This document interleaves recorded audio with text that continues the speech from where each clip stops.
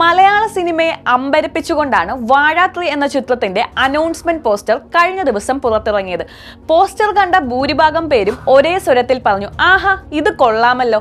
ആൺകുട്ടികളുടെ അലമ്പും സൗഹൃദവും ആഘോഷമാക്കിയ ഫ്രാഞ്ചൈസി അതിന്റെ 3-ാം ഭാഗത്തിൽ പെൺകുട്ടികളുടെ കഥയിലേക്കാണ് വഴിമാറുന്നത്.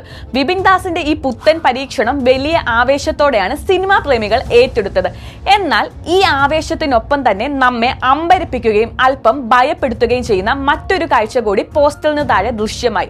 അനൗൺസ്മെന്റ് പോസ്റ്റർ ഇട്ട് നിമിഷങ്ങൾക്കകം തന്നെ അതിന് താഴെ ഇരച്ചെത്തിയ കമന്റുകൾ സിനിമയെ സിനിമയായി കാണുന്നതിന് പകരം അതിലെ പെൺകുട്ടികളുടെ സാന്നിധ്യത്തെ പോലും ഉൾക്കൊള്ളാൻ കഴിയാത്ത ചിലരുടെ രോഷവും പരിഹാസവുമാണ് വെളിപ്പെടുത്തിയത്. അയ്യേ, പടം 8 നിലയിൽ പൊട്ടും.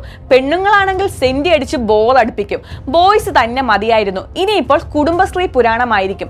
ഇവളുമാർക്ക് എന്ത് കഥ പറയാനുണ്ട്? ഏർലി മാരേജ്, പീരീഡ്സ്, പ്രസവവേദന, ഇതൊക്കെ തന്നെ ആവില്ലേ എന്നിങ്ങനെ പോകുന്നു ആ വിദ്വേഷ കമന്റുകൾ. ഒരു സിനിമയുടെ പ്രമേയം ആൺകുട്ടികളിൽ നിന്ന് പെൺകുട്ടികളിലേക്ക് മാറുമ്പോഴേക്കും ഇത്രയധികം വിദ്വേഷം പടരുന്നത് എന്തുകൊണ്ടായിരിക്കുമെന്ന് ആരെങ്കിലും ചിന്തിച്ചിട്ടുണ്ടോ?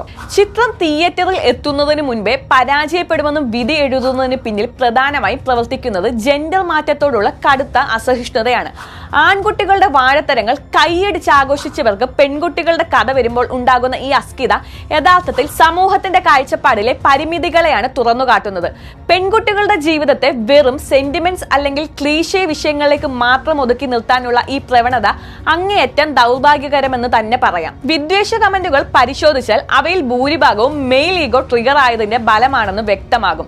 പെൺകുട്ടികളുടെ കഥയാകുമ്പോൾ അതിൽ തമാശയുണ്ടാകില്ലെന്നും അത് വെറും കണ്ണീർ കഥയായിരിക്കുമെന്നുമുള്ള മുൻവിധികൾ ചിലരുടെ സ്ത്രീവിരുദ്ധ നിലപാടുകളുടെ പ്രതിഫലനമാണ്. സിനിമയിൽ ഫെമിനിസം കുത്തിനിറയ്ക്കുന്നു എന്ന് പറഞ്ഞ് കുറ്റപ്പെടുത്തുന്നവർ യഥാർത്ഥത്തിൽ സ്വന്തം അരക്ഷിതാവസ്ഥയാണ് പ്രകടിപ്പിക്കുന്നത് എന്നതാണ് ഈ വിവാദത്തിലെ ഏറ്റവും വലിയ വിരോധാഭാസം.